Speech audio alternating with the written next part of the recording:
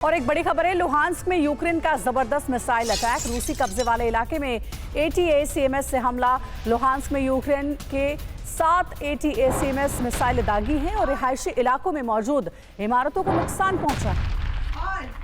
Poland और Belarus की सीमा पर तनाव की चिंगारी और भड़क उठी है। पिछले दिनों यहां पोलैंड के एक सैनिक पर हमला हुआ था। अब उस सैनिक की मौत हो गई है। सैनिक की मौत के बाद राष्ट्रपति ने सिक्योरिटी काउंसिल की बैठक बुलाई, जिसके बाद अंदेशा है कि पोलैंड अब सीमा पर बदले का एक्शन शुरू कर सकता है। दूसरी मोल्दोवा में भी नाटो के सैनिकों का जमावड़ा बढ़ता जा रहा है। नाटो ने ऐसी तैयारी की है कि पोलैंड से मोल्दोवा तक रूस के किसी भी हमले को नाकाम किया जा सके। नाटो और रूस ने कैसे इस इलाके में युद्ध की बड़ी तैयारी कर ली है, आपको दिखाते हैं। इससे जुड़ी एक रिपोर्ट। यूक्रेन और रूस की सीमाओं तक सिमटा युद्ध कभी भी दुनिया के कई और इलाकों को झुलसा सकता है।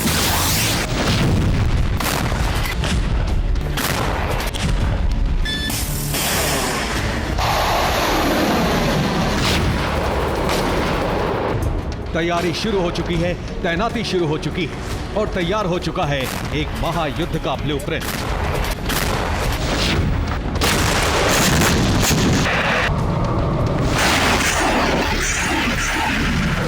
जिसमें सैनिक, हथियार, राजनीति और दुश्मन को मात देने की पूरी प्लानिंग है।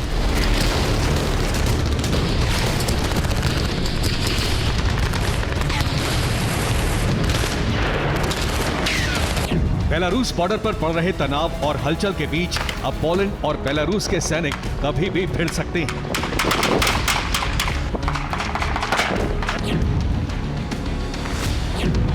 इस तनाव की सबसे बड़ी वजह है पोलैंड के एक सैनिक की मौत। पोलैंड और बेलारूस की सीमा पर दोनों तरफ से सैनिकों की बड़ी तैनाती है।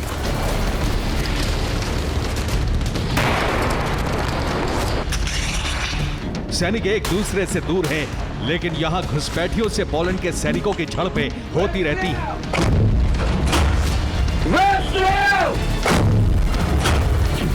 28 मई को सैनिक पर धारदार हथियार से हमला किया गया। हमला बेलारूस सीमा से पोलैंड में घुस रहे घुसपैठियों ने किया था। पोलैंड बेलारूस पर घुसपैठ कराने की साजिश का आरोप लगाता रहा है।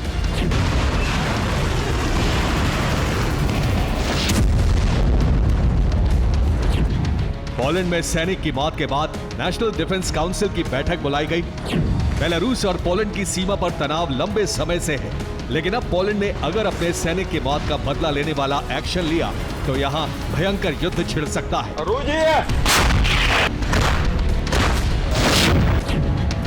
बेलारूस रूस का पड़ोसी देश है। ये छोटा सा देश रूस के दक्षिण पश्चिम में है। वहीं पोलैंड पूर्वी किनारे पर यूरोप का आखिरी देश है। पोलैंड और बेलारूस के बीच करीब 400 किलोमीटर लंबा बॉर्डर है।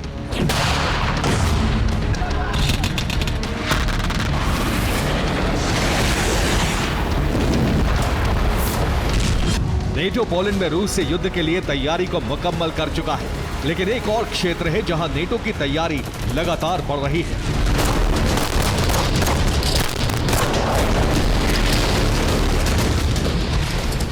नेटो सैनिकों की तैनाती मोल्दोवा में लगातार बढ़ती जा रही है। यहां मौजूद सेना युद्ध की तैयारियों में जुटी है। मोल्दोवा को लेकर गगोजिया लगातार रूस को चेतावनी दे रहा है। रिपोर्ट के मुताबिक मोल्दोवा में लगातार सैनिकों का आना जारी है। मोल्दोवा में विदेशी सैनिकों का भारी जमावड़ा है। मोल्दोवा में लगातार विदेशी सैनिक युद्धाभ्यास कर रहे हैं।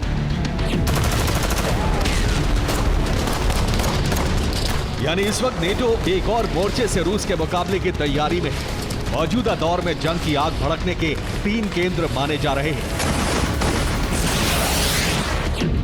मौजूदा हालात में जंग का एपिसेंटर पोलैंड, बेलारूस और मोल्दोवा बन सकता है, क्योंकि इन तीनों जगहों पर युद्ध की तैयारी बहुत पहले से चल रही है।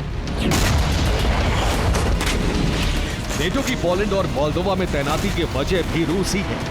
रूस के लिए बेलारूस अब सिर्फ एक पड़ोसी देश नहीं बल्कि न्यूक्लियर ठिकाना भी बन चुका है। आपको दिखाते हैं कि बेलारूस और पोलैंड के बीच टकरार कैसे भविष्य में एटमी युद्ध का ग्राउंड बन सकता है।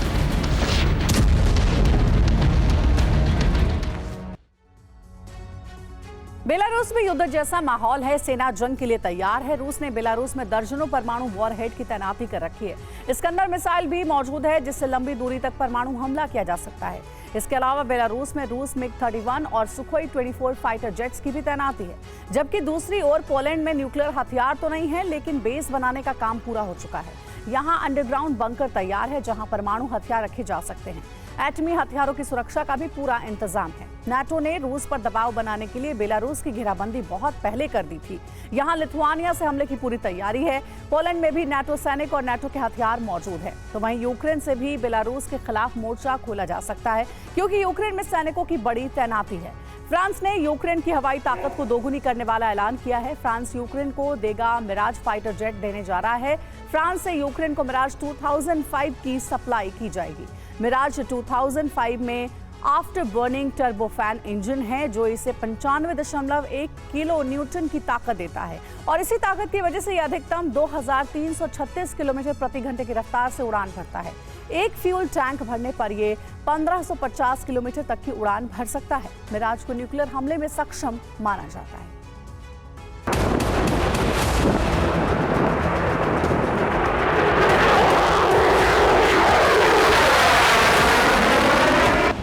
फ्रांस ने यूक्रेन को मिराज 2000 का अपग्रेडेड वर्जन 2005 देने का बेहद अहम ऐलान किया है।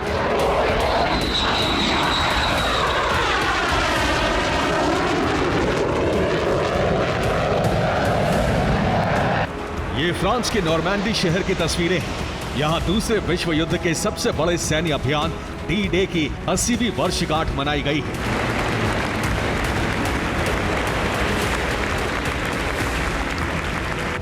ज़ेलेंस्की भी इसी मौके पर मौजूद थे।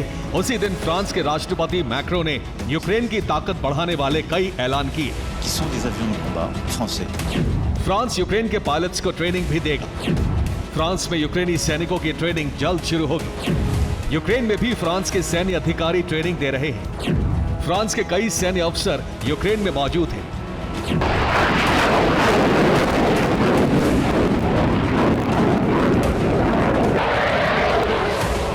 रूस के लिए चिंता की बात यह है कि मिराज की रफ्तार बेहद तेज है और हवा से लेकर जमीन और समुद्र में भी यह प्रहार कर सकता है।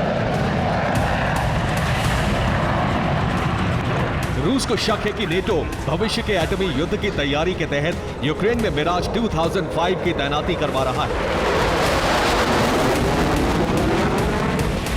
अमेरिका ने भी नए हथियार पैकेज का ऐलान कर दिया है। अमेरिका से हाइमर्स रॉकेट सिस्टम की नई खेप भेजी जाएगी। आर्टिलरी के लिए शेल्स की सप्लाई की जाएगी। यूक्रेन को भारी मात्रा में गोला बारूद की सप्लाई होगी। अमेरिकी हथियारों से बाइडेन ने यूक्रेन को रूस की जमीन पर हमला करने की छूट दी है। बाइडेन ने एक इंटरव्यू के दौरान कहा, यूक्रेन रूस में 320 किलोमीटर दूर तक हमले कर सकता है। कुल मिलाकर रूस के 2,50,000 स्क्वायर किलोमीटर के इलाके तक यूक्रेन को प्रहार की छूट है। रूस के भीतरी इलाके या राजधानी पर हमले की इजाजत नहीं है। बाइडेन ने ऐसा इसलिए कहा है क्योंकि यूक्रेन को वहीं तक नेटो के हथियारों के इस्तेमाल की छूट दी गई है जहां से यूक्रेन पर गोलाबारी हो रही है, या फिर जहां यूक्रेन पर हमले के लिए रूस की सेना जमा हो रही है। हालांकि F-16 और मिराज जैसे फाइटर जेट आने पर इस इजाजत के मायने बहुत कम रह जाएंगे।